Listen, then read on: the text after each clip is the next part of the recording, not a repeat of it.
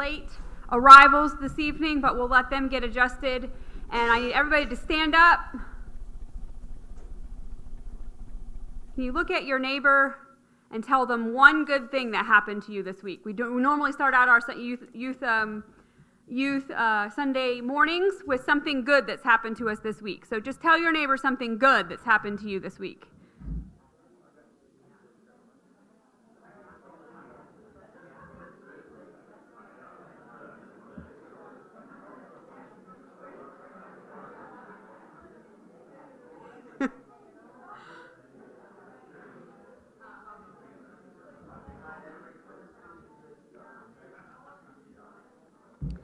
I like the sound of that. It sounds like some good things have happened this week. All right, you may have a seat. Thank you for coming to Youth Night tonight. We're excited to have you here.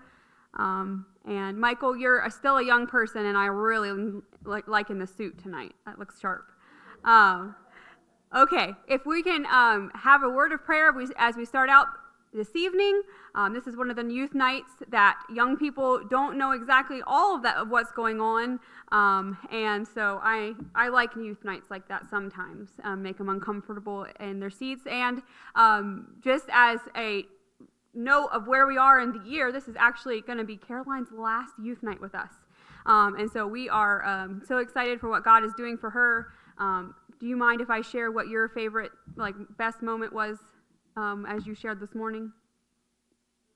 Oh, okay. So I asked the question this morning, what was the best thing that happened to you? And she said, do you remember now? Okay, go ahead. No, you do it. I got accepted into Hope Challenge. Her letter was in the mailbox when she got home last night, so it was very exciting, and God has great plans for her, and we're very excited. Yeah, go ahead and give her a round of applause. That's exciting. Very good. Well, it's very nice to have Miss Cindy here in our services today. Cindy, if you will rise and say a word of prayer, and after that, Paul's going to come and lead us in some kids' songs this evening.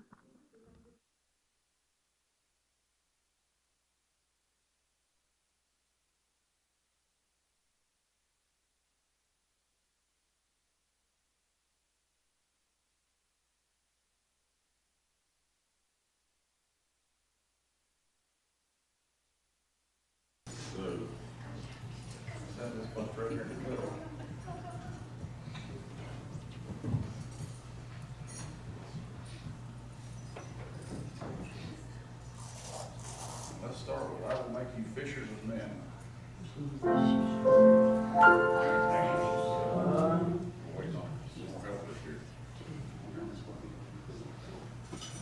Okay, so we're talking about in the service of the King. So I will make you fishers of men. It's being in the King's service. I will make you fishers of men, fishers of men, fishers of men. I will make you fishers of men if you follow me. If you follow me. If you follow me. I will make you fishers of men.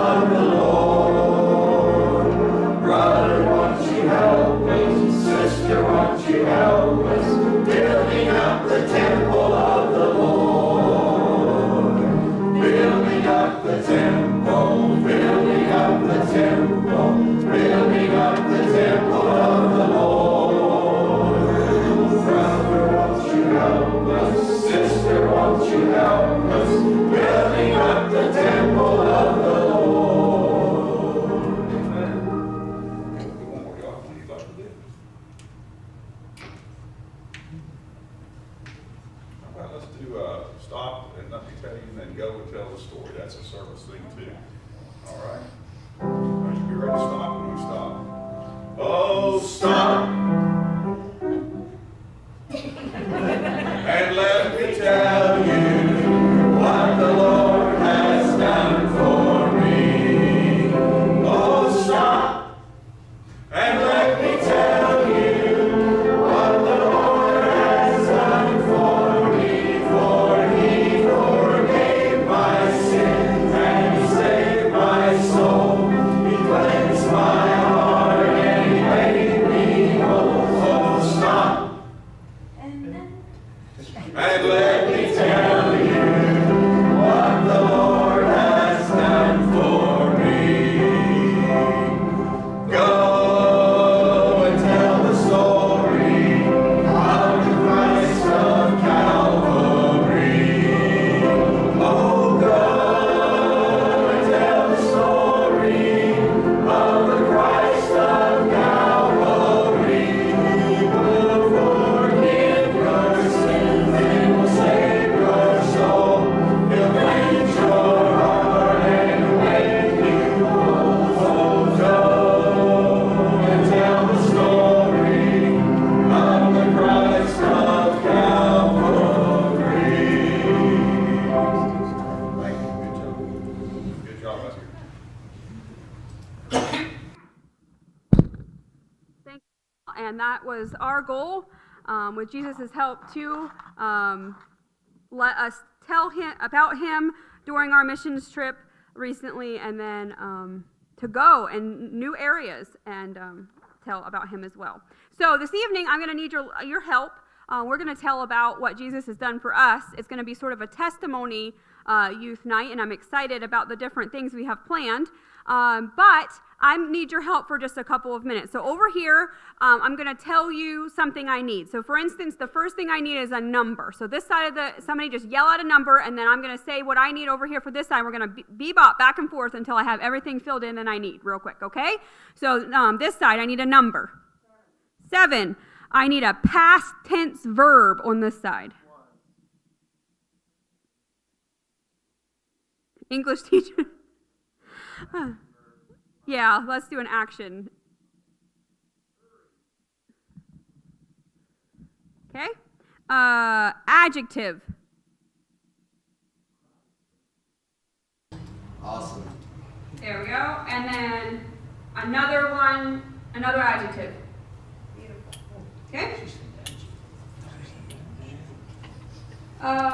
Instrument. Baritone. Baritone. This side, verb. Right up. I heard one first. Emotion. Cry.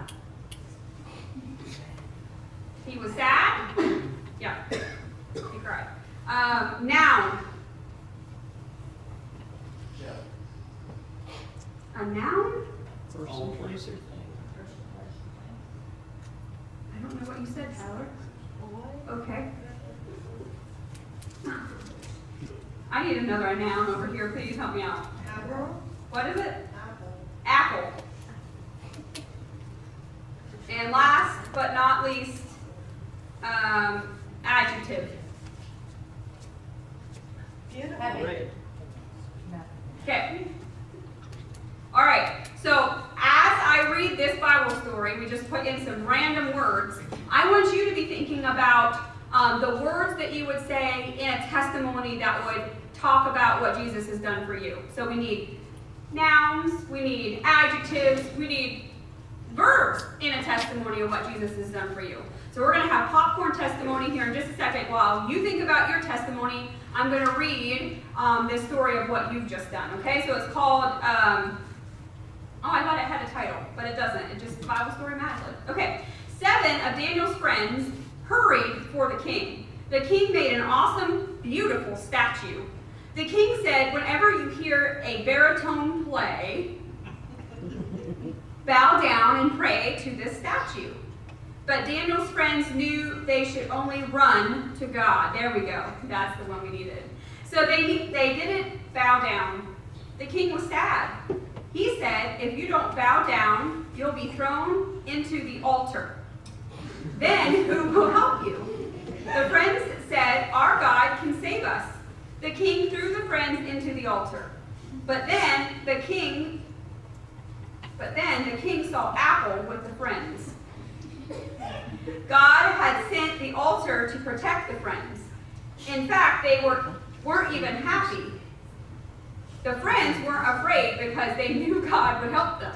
So, obviously you can see, and sometimes we put words in that don't quite make sense, but aren't you glad for a God, if you're saying a testimony, he knows what we actually mean. I know I've been in that case sometimes. I've stood up and I've said the wrong thing, and I didn't mean what I said, or I said it in a way that nobody else could understand it, but God knows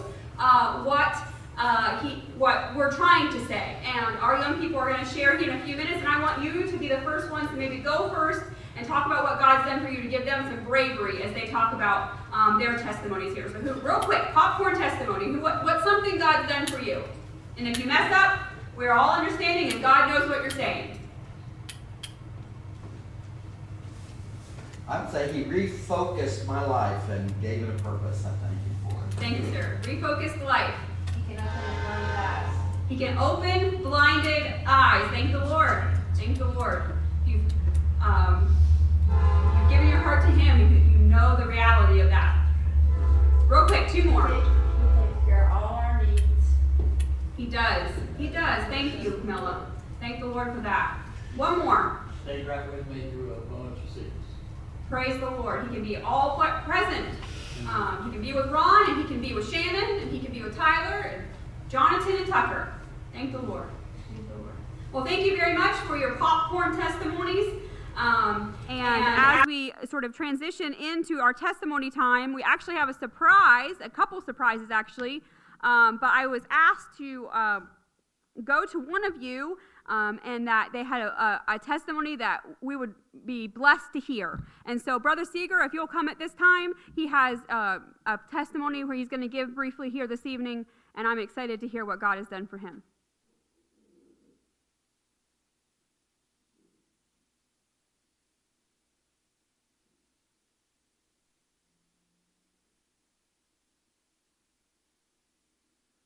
Thank you, Andrea. And I would like to say first that you have a wonderful group of young people.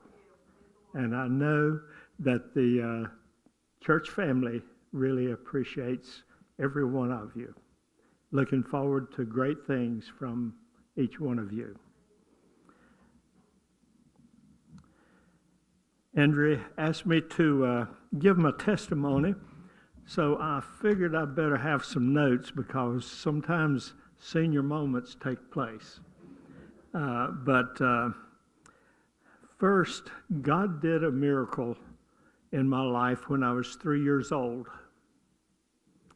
In 1937, there was no penicillin. That has become a miracle drug today, but we didn't have it in 37. And I had pneumonia, and the doctors would come to my house sometimes 3 times a day and draw fluid from my chest. And the doctor told my parents that this particular night I would either make it or would not make it. And they tell me that Dad prayed all night long. I've never had pneumonia since, and I've never had any breathing problems. I give God the praise.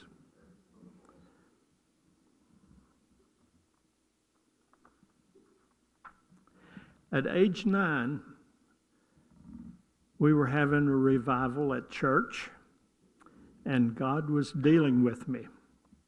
I knew I was a sinner, and if I died, I'd go to hell. That's a strong statement, but that's reality.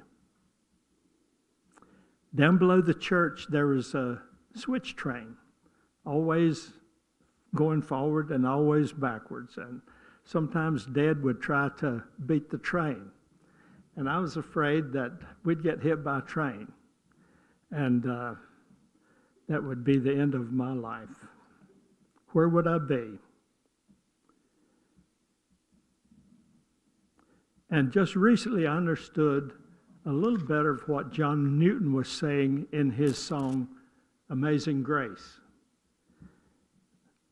Amazing Grace that taught my heart to fear. And if you're under conviction and you see the reality of sin and you're destined, fear comes. And that was the fear that I had of eternally being in hell without God. The next day I was mowing my neighbor's yard. I can tell you exactly where it was. There were some apple sprouts growing out in the yard that she said, mow them down. But God was dealing with me and told me that I needed to be saved at age 9. And I told the Lord that I thought you had to be 10 to be saved. Well, God dealt with me and just told me that today is the day of salvation. So the next night I came to church and went to the altar, and I was born of the Spirit of God.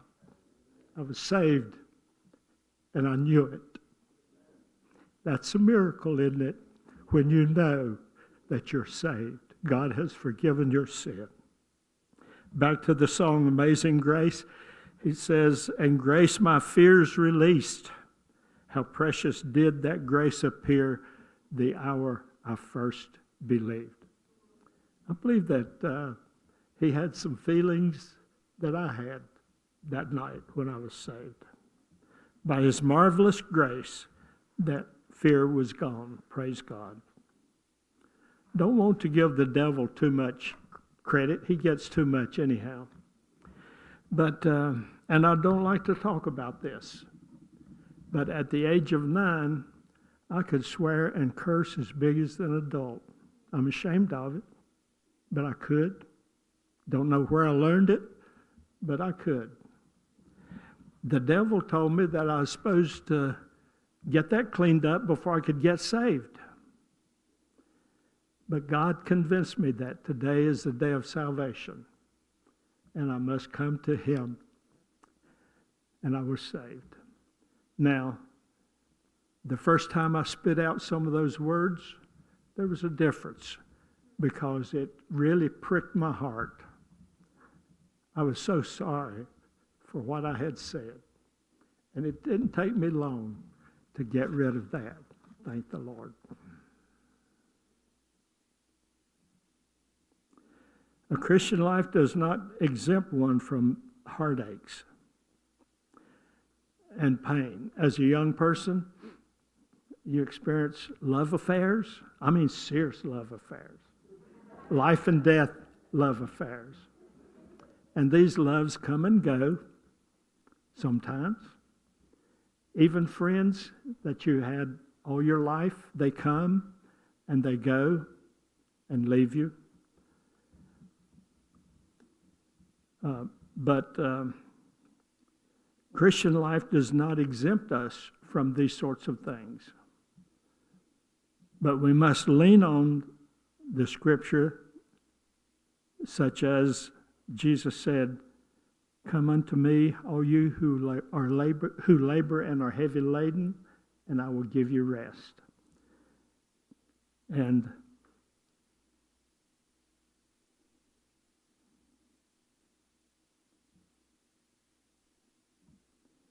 I will never leave you nor forsake you is another one of the scriptures that I always enjoyed. You need the Word of God to live victoriously for Him. Lastly, God gives His children blessings that only come from Him. He gave me a wife, and you would not believe how He worked it out. That's a story for another day, but that was that's quite a story. Only God could have done it. And He gave me a beautiful wife and 5 children. We had a healthy little boy that weighed somewhere around 10 pounds, 11 ounces. And just a beautiful curly-headed blonde boy. And we loved him dearly. but he got leukemia, and we had him for about 18 months. But he knew the power of prayer, and today he's safe in the arms of Jesus. What a comfort to know. I know that some of you have experienced similar situations, but God's amazing grace comforts us in these trying times. In closing, I would like to urge you, young people especially, to seek the Lord while he can be found. Call upon him while he is near.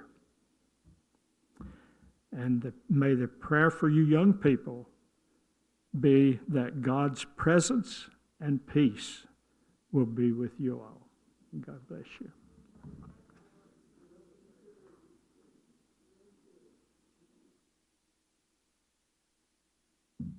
What an encouragement testimonies are, aren't they?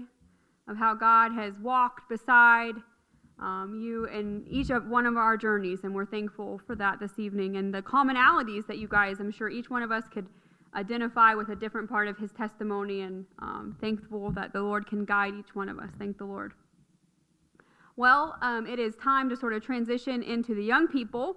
And again, just a real quick recap. We did our home missions trip the week of July 4th, so Monday through Friday.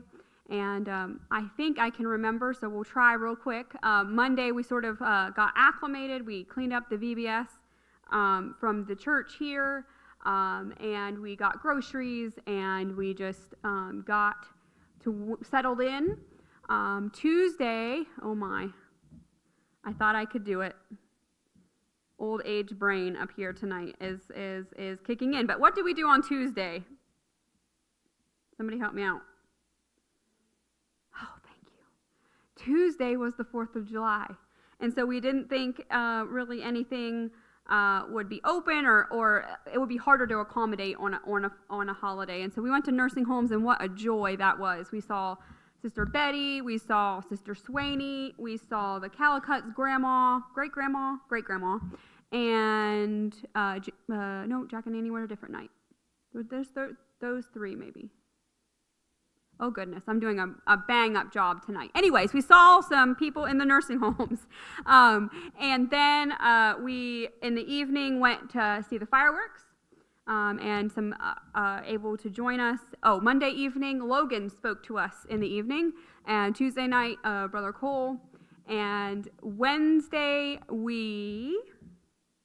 let's see if I can get this. Tyler went to Brother Seeger's and cleaned out some gutters for him while we started our morning at Miss Camilla's. And we got some of our cleaning on and cleaned her windows. And then we realized once we came to church to do some things around here that it was very hot. We knew that, but we realized how hot it really was. And so we did some things here and tried to, after Wednesday, we were like, okay, we're going to change up our plan a little bit and do work in the mornings and in the evenings, and then we'll go and just sort of get some air conditioning in the afternoon. So Wednesday evening, we went back to the house in the afternoon, got some air conditioning, and then came back and had service at Jackie and Annie's before heading over to the Randleman Park, where we cleaned up after their 4th of July activities.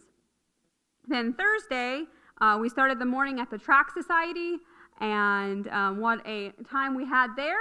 And I'm excited to hear some feedback from about that. And then in the afternoon again, we decided, okay, we're going to go back. And so we had about a dozen people at my house, and we Cheyenne and Logan joined us. I guess Michael, you were there. Brother and Sister Hanold were there. Just several of us, and we just hung out and ate and played games and cooled off, and then we headed to Hanold's in the evening. And then on Friday, we had normally on a missions trip, you have like a fun day, and so the plan was to go out on a pontoon boat. Some of these boys enjoy fishing, and so we wanted to do that, and it was very hot, and so to jump in the water and cool off was a joy. And so we are graciously accepted and Paul's offer to head that up, and he took us out on the pontoon boat. I fell asleep on the back, Um, and it was just so beautiful. The kids had a great time, and we headed back home where my dad bought some rockets, and we set them off in a field, and it was very hot, and there were goats that were we thought were going to chase us, but they ended up chasing themselves away from us because it seemed that they were scared. But we had fun shooting off that rocket, and then we headed home. And so I'm thankful for God's traveling mercies. We put around about 500 miles on the church van. Thank you again for letting us use it for this week. And we had it piled full. I mean, full sometimes. We literally had to crawl over things to get into the van. We had times in the van where we would chat and sing songs and just had a great time together. And I'll tell you sort of more about that, but I want them to get started. We have another special guest. We want to give them plenty of time. So without further ado, we're going to get them started. Do I have a volunteer to go first? Because if you go first, then you can have it over with. So, Tyler is going first this evening, so we're going to hear from Tyler.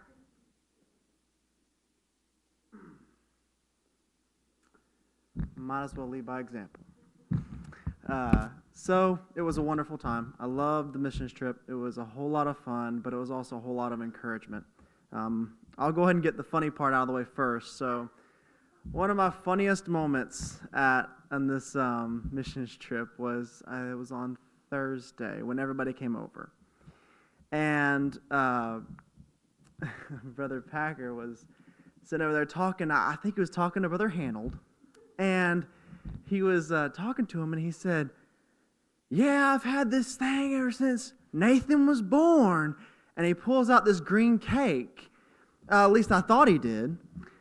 And then me and Michael look over, and we're like, I hope he's not talking about the cake. And he was talking about something completely different. And for a solid 15 or 20 minutes, it had us rolling. Because we thinking that, man, he's got a fermented cake at the bottom of his basement. But it was hilarious. It was a wonderful time. I really enjoyed, one thing that really spoke to my heart was having all the devotions and having the different speakers and having their different takes on different subjects was very encouraging. It made it to where they could have more of a kind of a one-to-one with you and kind of make it more personal. I really did appreciate that a whole lot. I especially appreciated,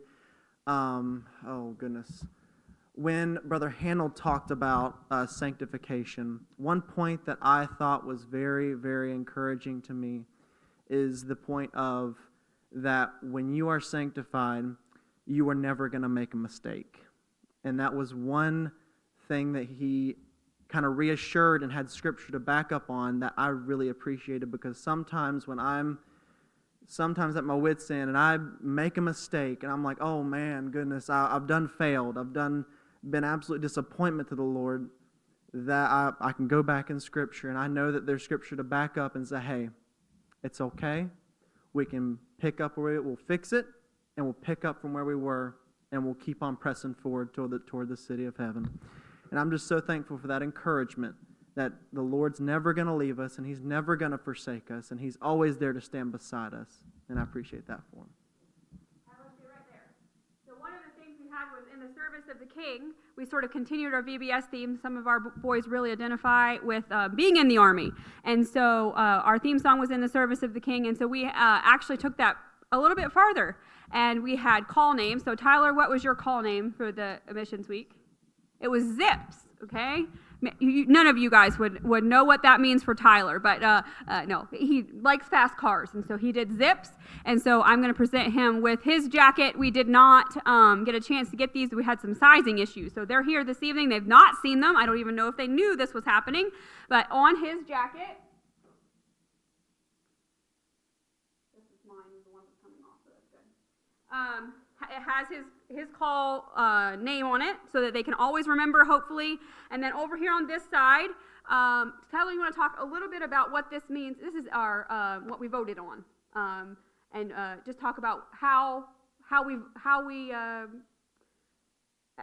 spoke life into each other through a theme we carried through that week. So what we had is about close to each day, we would kind of think throughout the day and what were the aspects of the fruit of the Spirit that we saw in each person throughout the day, and what fruit of the Spirit kind of was shown most in this one person. And so we picked colors for different ones, and then we would take a piece of paper and we would vote, and we would go through and we would tell them, I saw this fruit of the Spirit in you. You really were very joyful, or you were very patient with that person. So that's kind of what we were doing throughout the week, and that's the kind of the point of the little ribbons on the jacket there. So each one of the fruits of the Spirit, and I'll look in my bag. I forgot to pull that out. But each one of the fruits of the Spirit has a color, and so he was voted. Let's see, 1, 2, 3, 4, 5. So they saw just 5 different. He was really strong in those 5 areas. And so what I encouraged them is it's not the idea of maybe even getting all of them, but maybe these are the ones that you fall back on that the Lord has really helped you to cultivate. And the ones that aren't on here, maybe those are weaknesses, or not even weaknesses, but areas that weren't, attributed that week. And so you can talk and pray to the Lord and say, hey, maybe this is an area I need to work on possibly, and to hopefully strengthen that area. And so, Tyler, we present this to you. Hopefully it's something that you can wear and stand up for years to come, and you have good memories associated with that. Thank you for everything you did this week. So, Tyler, now that you went first, you may pick the next person to go.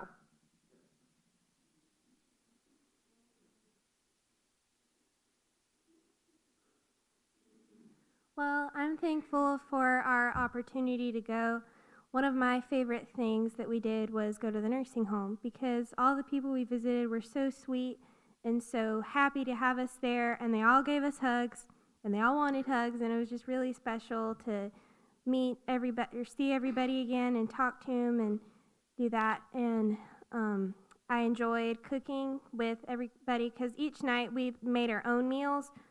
Some of us worked more than others, but we all cooked together, and it was really fun. And another one of my special memories from that is we got home one night. It was probably 11 o'clock, and we decided we wanted to make chocolate chip cookies. So me and the girls stayed up and made them till about 12, and those were really good because we were eating cookie dough, and it was the best chocolate chip cookies. And one of the funny things, we went to the Hanels Thursday night. We were going to go there and wash windows, but it was raining, so we didn't do that. And we played Mexican Train. And one of the rules is if you get down to one tile, you're supposed to knock, so you don't have to draw another tile. So when somebody was getting ready to put down, everybody was going like this, so they would have to draw another tile. And it was just really special getting to know everyone better and learning more about them and ourselves, how we act with other people. And I loved the little messages we had every night, and it was just really special, and I'm thankful for that. Caroline, what was your full name? Novel.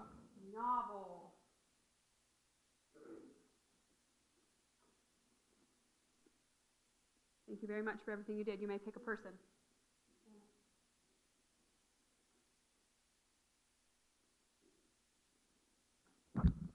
My favorite thing about the mission trip is that we got to have so much fun and see a lot of new people that me and some of the other people haven't seen. Well, the funnest thing was making the cookies, because we had so much fun and learning all kinds of new stuff and being able to go new places, and that I was able to learn so much about all of the people in the youth group and have so much fun. Very good. Okay. Your call name was? Thunder. Tell it in the microphone so they can hear you. Thunder. Thunder. So this is your jacket. Thank you very much. All right, who's your person? Hannah. How do I get that?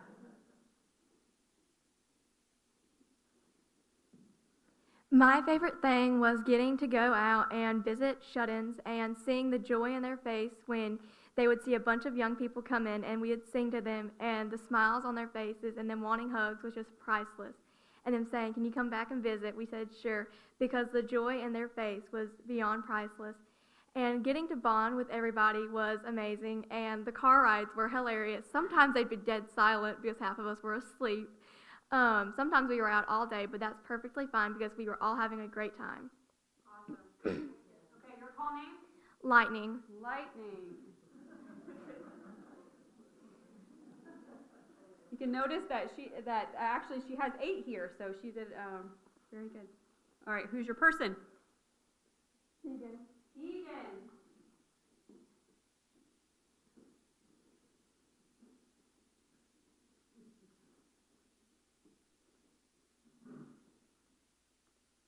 I will say the car rides were actually pretty funny. So, my favorite thing probably was going to the store, and I mean, it sounds a little funny, but actually, it was actually kind of fun shopping in a pretty big store like that. And we got the necessities, and I will say, me and Tyler did make some insanely good pepperoni pizza. It's about like kind of like that big around. It's not too big, but that makes up for its taste. And yeah, that was really fun, and the devotions were really good, and Logan and Brother Cole did a good job on that, and I think it was a really fun time. All right, your call name, sir? Hook.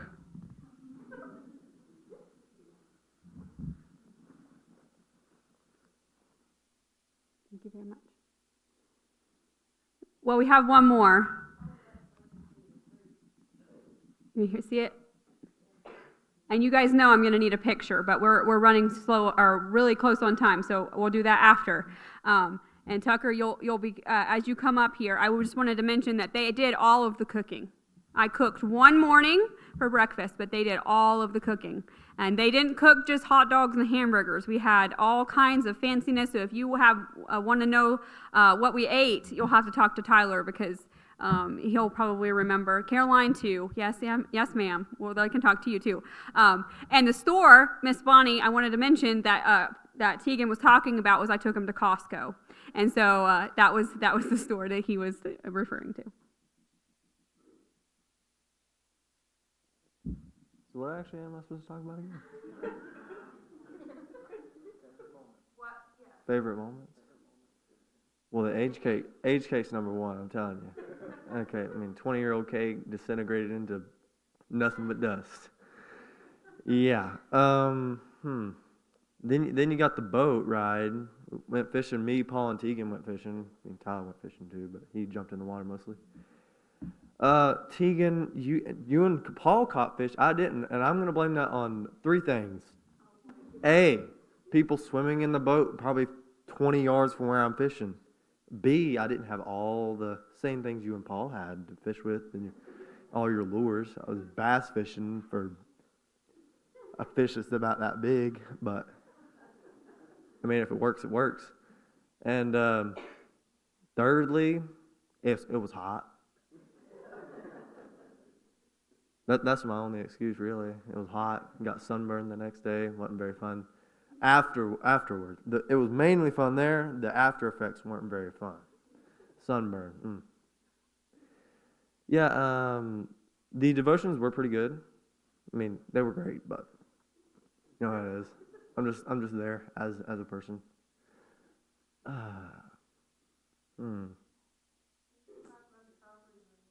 Which cobbler? Oh, the cobbler that I didn't even have instructions on, that Miss Carol had changed the recipe on me. Yeah, that cobbler, it didn't turn out too good because she gave me these instructions. She's like, all right, cut the peaches, put them in the bowl. She didn't say she had a bowl right there or to peel the peaches or cut them into quarters.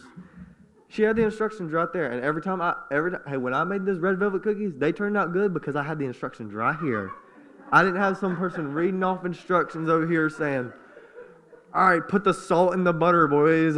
No, I got to put it and do it together myself.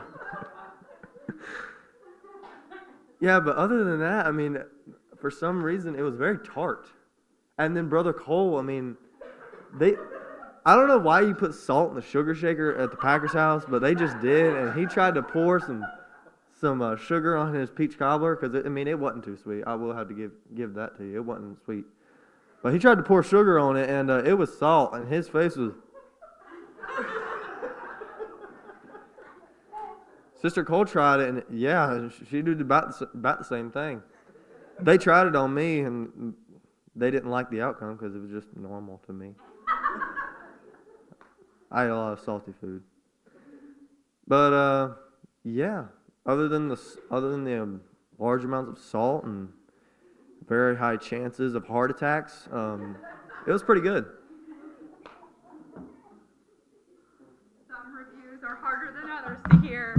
Tyler, what was your call name? Phantom, and it's call sign, not call name. You were saying it wrong. I retract all of my previous statements, and it's call sign. Call sign. Phantom. Thank you. We love our young people, don't we? We love our young people. Yes. So many funny moments. I'll add mine real quick, and then we will give you just a couple updates, and then get to our second sharing people to here this evening. But one of my favorite moments was the first day. We had a list of ingredients that we needed to get, and so we had teams and games and all kinds of things. We were making up. So we were going towards the end of the day, and we realized we needed just like 2 or 3 things. And so we pull into Food Lion, and I had scribbled them on a piece of paper, and I said, Tyler, here's some cash, run in here and get these things, and then we can be on our way. So this was in a matter of like 30 seconds. I gave him the note, and he was reading over it, and he just very innocently goes, "What is cornistera?" And I busted out laughing because I was like, I've never even heard that word before, and I have no idea what he's talking about. And one of the girls then in the back said, well, it's cornstarch. So we, throughout the week, what is cornistera? Anyways. Oh, goodness. Thank the Lord for laughter. Okay, so we had Logan sharing at the first day, and Brother Hanold sharing, Logan shared the first night, Brother Cole shared on Tuesday night, and Brother Hanold shared on Thursday night. And Brother Hanold just did a fantastic job. Logan did a fantastic job, and Brother Cole. And each one of them had a statement or a question that the young people had written on a piece of paper, and then I had typed out because they didn't want anybody to know who had given a question, but it was why we believe what we believe. So some of those questions were, why do we have to listen to the preacher?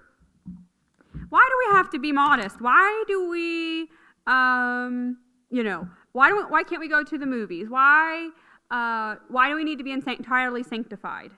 And so there was scripture given, obviously, as a basis, and just a conversation happening.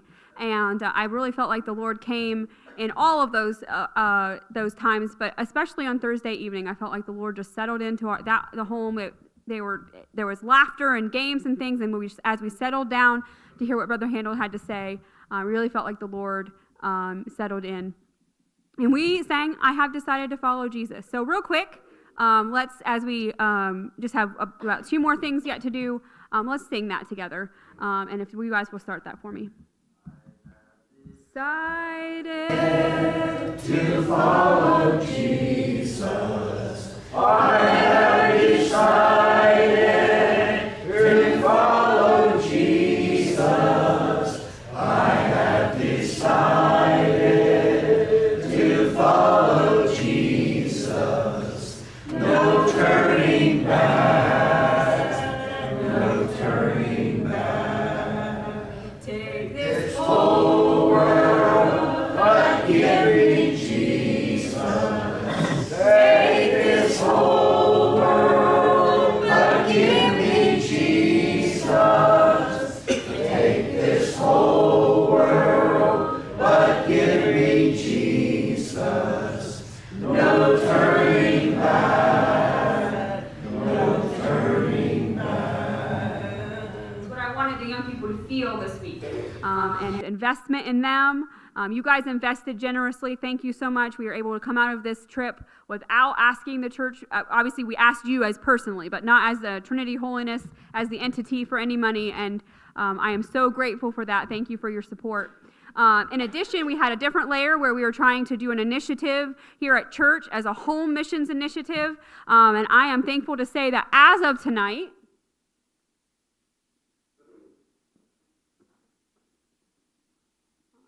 the investment in young people working in the community has given us $2,500 toward the goal for new carpet in the church, and I'm so grateful for that. To God be the glory for what He's doing here, and we're so grateful. The third thing I wanted to just mention really quickly, and we had a game to play, but I think we're going to forego that, is that I asked you guys to sponsor young people, and so it was $100 per sponsorship per young person. And what they did not know is that, and why don't you guys do this real quick for me? Put on your jackets to come stand up here, and we'll talk about this. But what they did not know is that it was going toward them. Okay, and so once they get up here, I'm going to reveal what that sponsorship went for, and I am thankful for this this blessing that has come, and hopefully it will help us to move forward in the future and be praying for the young people as an entity. Miss Caroline's going off to college. That changes things in our world. She's been such a blessing to us, and so that just naturally changes things. And so we're asking the Lord to help her as she goes, but help us as we readjust here at home, and we're asking Him to give us guidance in the next. We're obviously continue raising money, but what He wants us to do is outreach. Come on, guys, don't be scared. Come on. All right, real quick before I do that, we were learning some catechisms as we rode in the van, one of the things that we did. So, who made you? Oh, let's do it better. Who made you? What else did God make? Why did God make you in all things? No, there we did. We haven't done it in a while. Why did God make you in all things? For His own glory. Let's do one more. How can you glorify God? By loving Him and doing His commands. I was helping them on that one. Let's try it again. How can you glorify God? By loving Him and doing what He commands. It's important sometimes to have that rote memory. Why we believe what we believe. And this catechism book came in handy. You guys look good. I'm so thankful for each one of you. You guys will be proud of these young people. There was not an argument to be had during the entire week. They just got along so well, and I'm so grateful for them and their attitudes. There was not a cross attitude to be had, and they were on board for what we had going on. So now with the sponsorships, there was $100 given, and so I'm going to very slowly, and I don't know how to do this in front of you and them, so I'm going to try it. I'm going to unfold this piece of paper, and it's going to tell you what $100 went for. And it will help us as we continue, okay? So can you guys see? And I don't know if you guys can see. We got this. Or maybe I'll just reveal it to you, and then I'll reveal it to the congregation.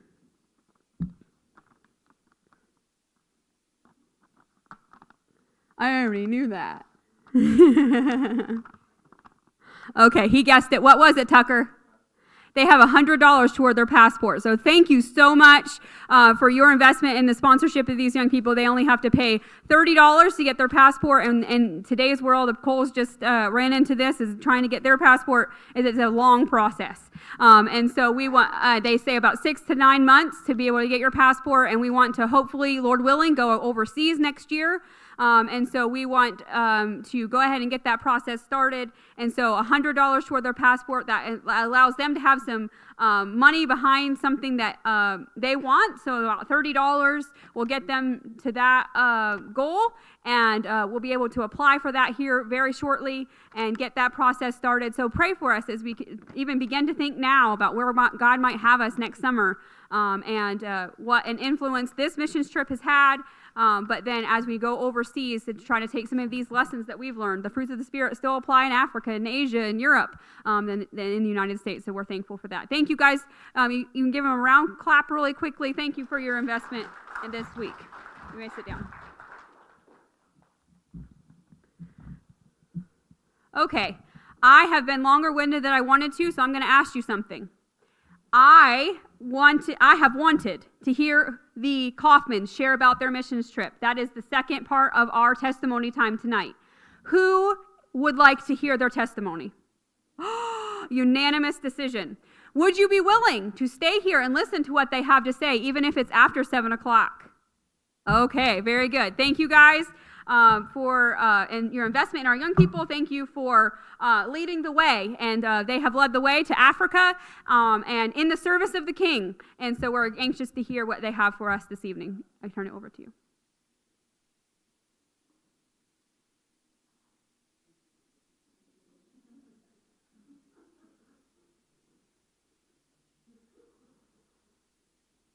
So this is a Lesotho gardening hat, so you all know I like to garden, but I don't wear it here.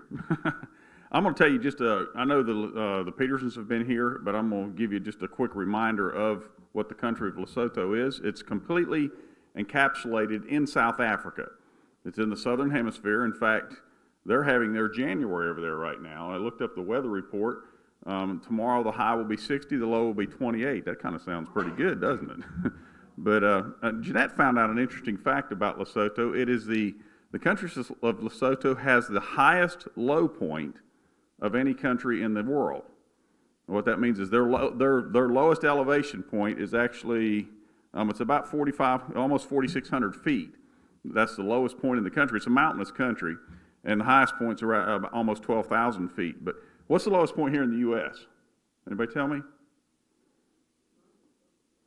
That's out in Death Valley. I think it's but most countries, the lowest point would be sea level. You know, it would be zero, unless you have something like Death Valley or the Dead Sea over in Israel. Population of Lesotho is about 2.28 million. That's about the population of Houston. And the area it's slightly smaller than the state of Maryland. It's called the country of Lesotho. The people are called Sotho people. And the language is Sesotho, S-E-S-O-T-H-O. So it's the country of Lesotho, Sotho people, and they speak Sesotho. So we left here on actually Saturday evening, the week before, the weekend before Easter weekend in April. And we got on it. We'd driven down to Atlanta the night before, spent one night in Atlanta, went to the Atlanta Zoo, and Caroline got to see pandas, which is something she'd been wanting to see for a long time.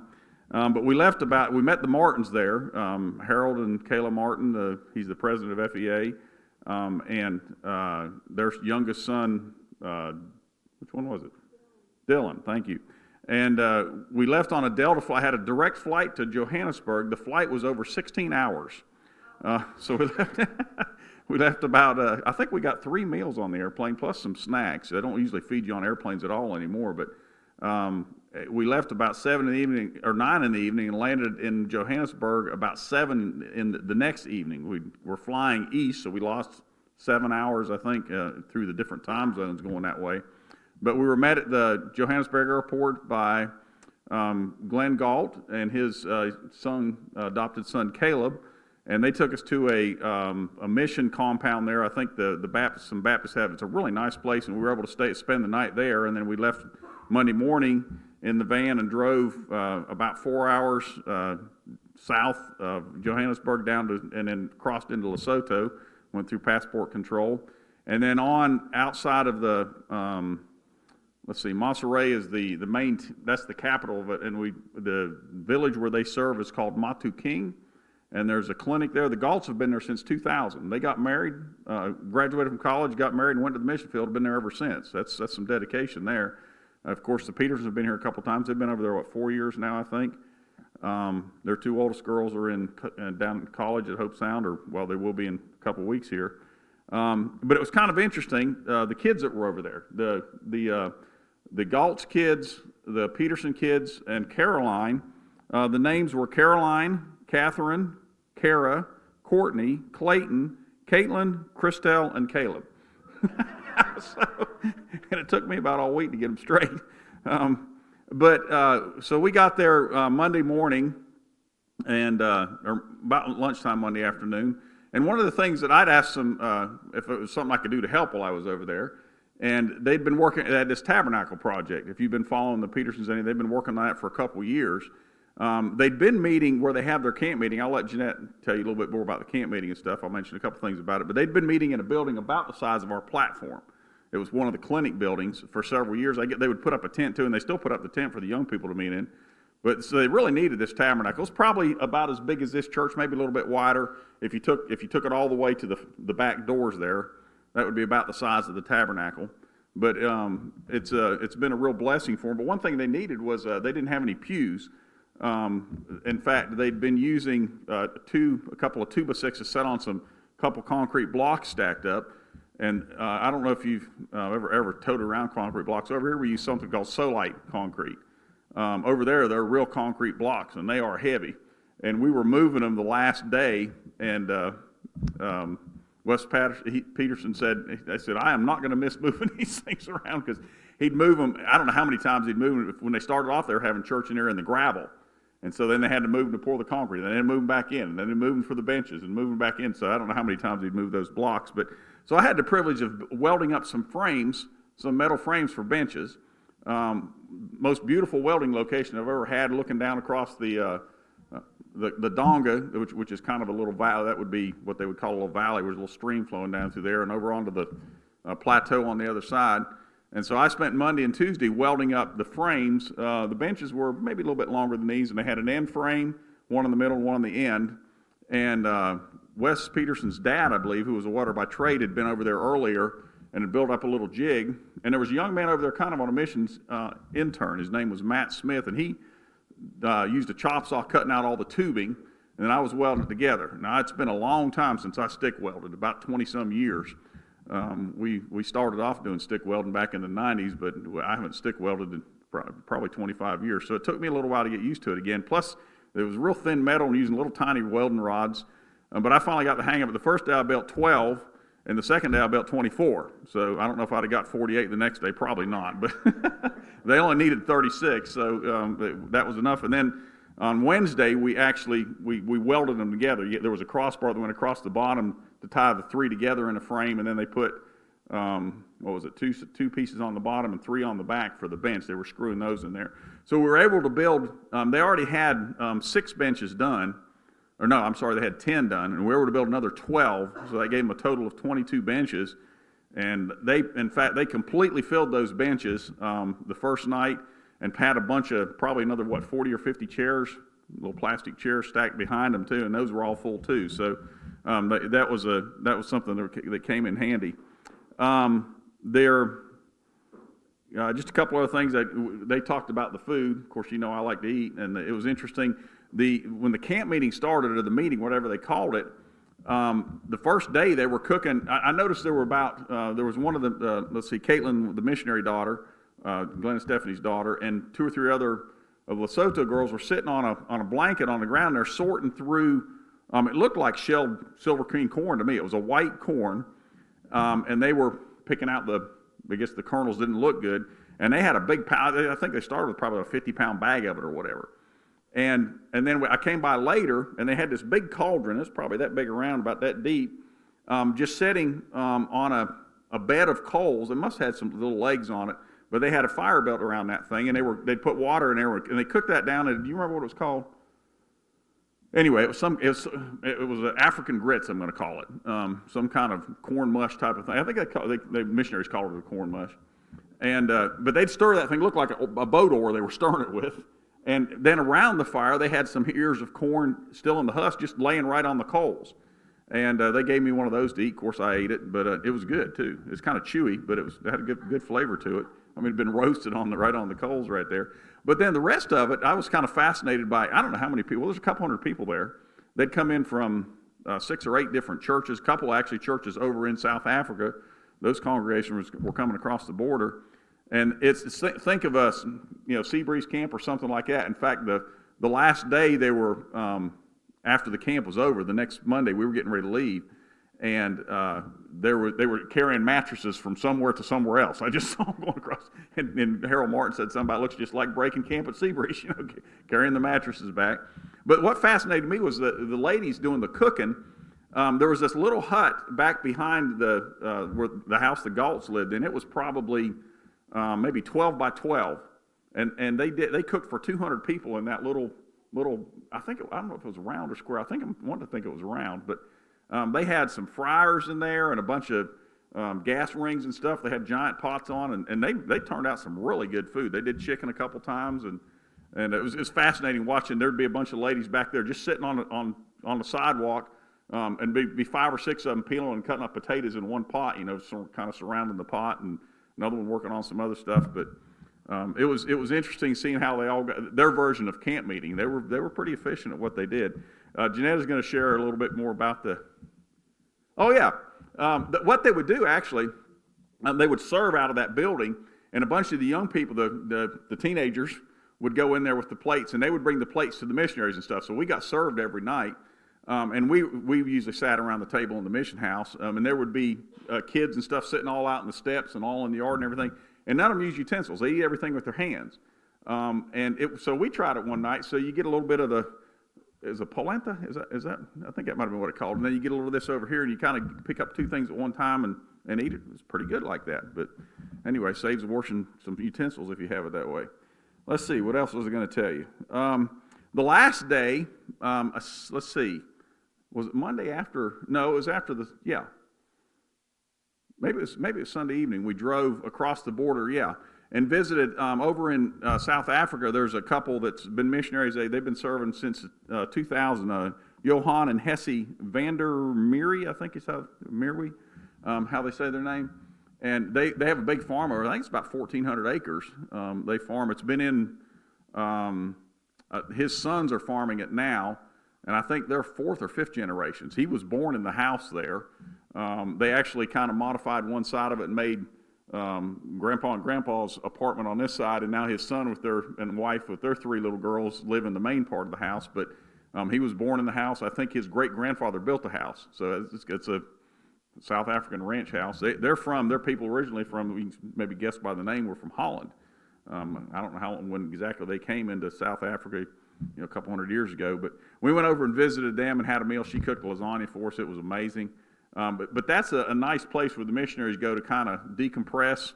They go over and take a few days and enjoy staying on the farm. And they'd actually just come back that day from a youth camp where they had gone to cook. They'd been at a youth camp all week that I think maybe a daughter and a son-in-law were the ministers for the youth camp, if I'm remembering correctly. But we had a great time. It was a blessing to be able to I like to do something when I go somewhere. Oh, one other thing I forgot. I think Thursday morning, the country around there, Harold was trying to describe it to me. If you've ever been out west to like Arizona, New Mexico, it looks similar to that. It was high desert, would be probably how you describe it. It's pretty arid most of the time, but the elevation starts where we were. I think the elevation around 6,000 feet, and right behind the mission house, just a half a mile away, there's this big bluff that goes up. And so Thursday morning, myself and let's see, it was 5, Wes Peterson, Glenn Galt, and Dylan Martin and Harold Martin. We went and climbed that bluff. We did just back and forth whining and getting up there. And we ran into a couple shepherds. That was kind of neat. Where we could see one off of, it's pretty good ways away. We could see where they kind of had some kind of a sheepfold. And then we got up on the top. We came down a slightly different way. And we actually came down right over top of one. And we're looking down into as we were coming down, it was several hundred feet below us. That bluff was about 2,000 feet, by the way. We're looking down into, and you could see that it was kind of neat. It was brush and stuff around there, and he had a pile of brush where he'd close the sheepfold for the night. They didn't let him out and go, and they would lead him up onto the plateau up there to graze, but they didn't go up there until 10 in the morning. I'm not sure why they waited that long.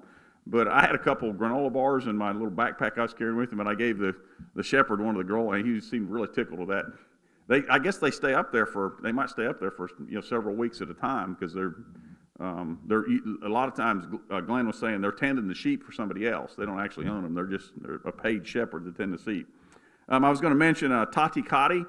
Tati is, we would say Brother Cole or Brother Baker. Over there, they would say Tati Cole or Tati Baker. That would be and Tati Cotty is the pastor there at Matu King, the village, and he's kind of I think he's kind of the national leader too. Just a fine young man. He had a son named Paul, so I could remember a little boy.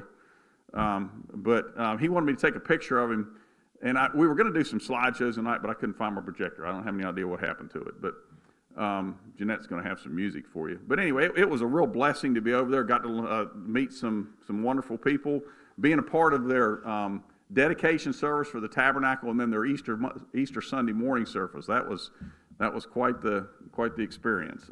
But glad we got to go. I hope we were a blessing to them. They sure were a blessing to us.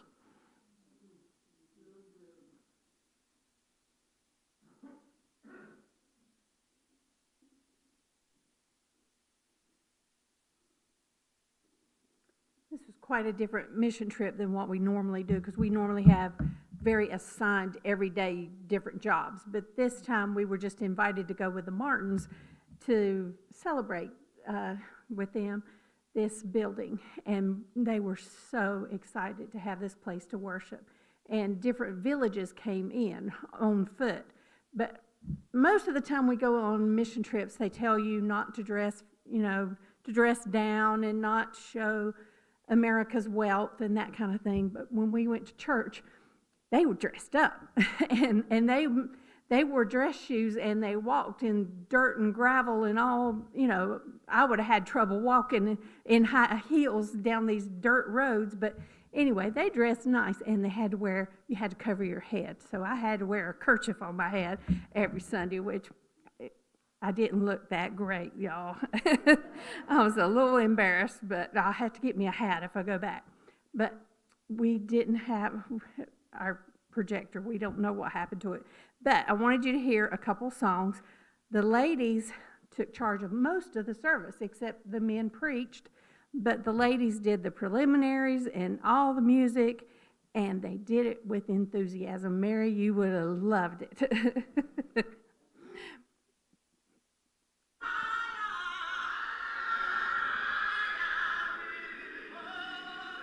You'll have to see her. I'm lifting Jesus higher, higher, higher, pushing devil lower, lower, lower. So we had to, everybody, not just the children, had to do the motions, lifting Jesus higher. Oh, they called this lady the voice. That's what Brother Martin named her, because she had a voice.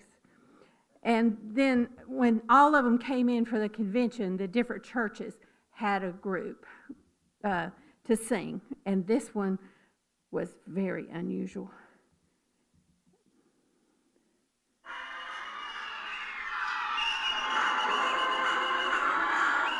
This lady, she was about 80, but she brought her whistle. She didn't have any other instrument, so she brought her whistle. And it was wild. And of course they're moving and marching and running. But they were so thrilled with their arrangements for their convention hall, and most of them have little small village churches. But the Basutu people live there too, and they're the poor people, but they wear blankets everywhere. Heavy blankets, and they wrap them around their shoulders. And I thought, man, I'm hot. What are they doing with these blankets? But boy, after you sit on those hard benches for a little while, you think, I wish I had one of those. It would have felt pretty good. But then they'll take them off and they'll tie their babies. They'll just tie it one time, and their babies will ride on their back too. So they came in handy.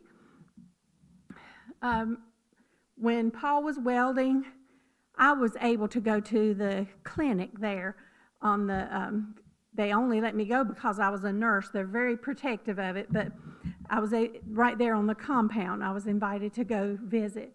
And about anywhere from 18 to 24% of the people have AIDS. So it is a very, very serious part of Africa. There's only one other country that has more. And they really have a hard time dealing with it, because now that there is more treatment, the people think, oh, well, I can get treated, and it doesn't matter how I behave. And so a lot of children are orphans, and that's why the Petersons have started the orphan ministry. And their idea, which I think is wonderful, is to not bring them into an orphanage, but when they're with a family member, to support that family member by helping pay for school. They get school, but then you have to buy the uniforms and the school supplies. So that's their arrangement, is that they will help provide food and school instead of bringing them in and bringing them away from their family and their culture. They keep them in their culture with family members as much as they can. But then Caroline and I did visit an orphanage, and she wants to tell you about that.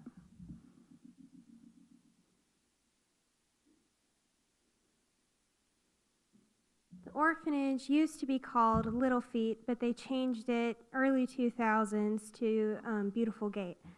And it is, I haven't visited a lot of orphanages, but my mom said it's one of the best run orphanages, and it really is.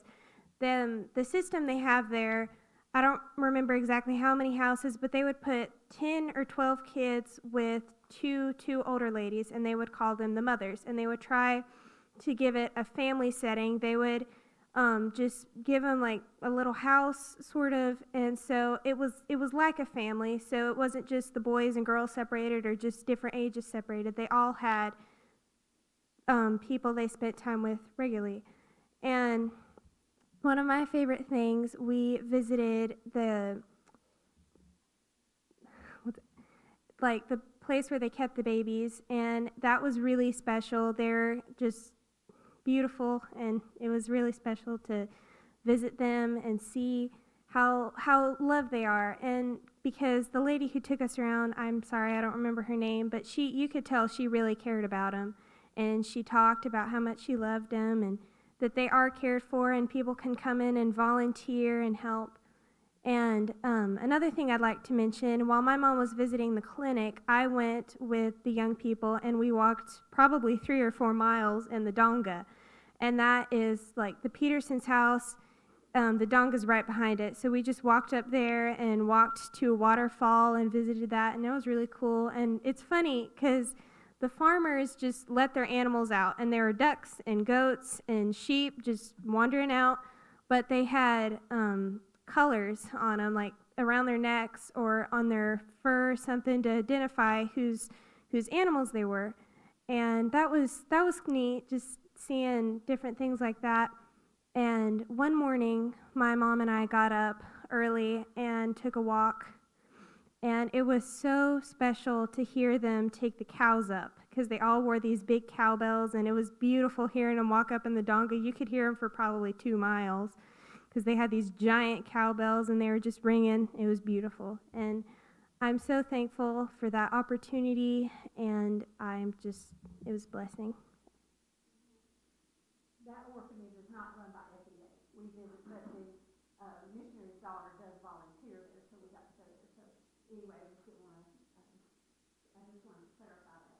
It's not run by them, but they just support it with their work and their prayers. And we need to pray for the missionaries, even though I didn't realize how close it was. The Gauts live on this hill, then there's a little valley. It's easy walking distance. And the Petersons live over here, but they don't let them wander around at night, because in between that there's a path that all these men that take their goats and their cows up every day that walk through. So anyway, they don't let them just wander around. But we need to pray for their safety and pray for the missionaries. I want to tell you one more thing I meant to tell you. Caroline, when she mentioned the Donga, reminded me. I got up the first morning, and I wake up early, so I went for a hike, and I hiked down to that Donga and was following. It's kind of a creek, following along, and I heard this noise. I could hear some voices talking up ahead of me, and I got up there, and there was 3 guys cutting just little trees. They were about maybe that size down to this, almost like saplings. They had a bow saw, and they were sawing them down. They were maybe 6, 8 feet tall, 10 feet tall, and kind of piling them up. And they had a team of oxen there. And what they were doing was cutting wood for cooking fires. A lot of them don't even have any. They cook over wooden fires. And so so I was watching them. I had my phone in my pocket, but I didn't want to be just snapping pictures while they were working. But when they got those team of oxen, they had a pretty good pile of brush there, and they kind of backed them up there. One of them got a hold of one of the horns on one of them was kind of showing him. They didn't want to back up too much, but when they got them backed up, And then it was a fairly short chain. They got a chain around that bundle and got it hooked to the oxen and tapped them on the back. And they started off, and one of the guys turned around and looked at me and said, "Very clever." I think he was proud of his method of dragging his firewood out. You know, he had a African, you know, a village tractor or whatever. So I thought that was pretty good. Very clever.